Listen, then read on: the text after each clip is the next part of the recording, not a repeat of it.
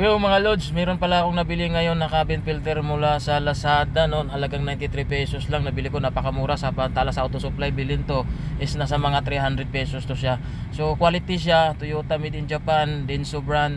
Paano pala magtanggal ng cabin board? So ganun lang mga lods, push mo lang yan tapos sabay hila. Ayun, tanggal na siya. And then dito mo na makikita mga lods yung yung cabin, takip ng cabin filter niya. So tatanggalin mo lang yan, ipo-push mo lang yan. Ayun, nakalagay naman, may guide naman, nakalagay up. So ang yung cabin filter ko nga dyan, makikita nyo sobrang dumi na, kaya pala mahina na yung buga ng hangin ng aircon. So yun, pinapalitan ko na yan. Yun na yung luma niya.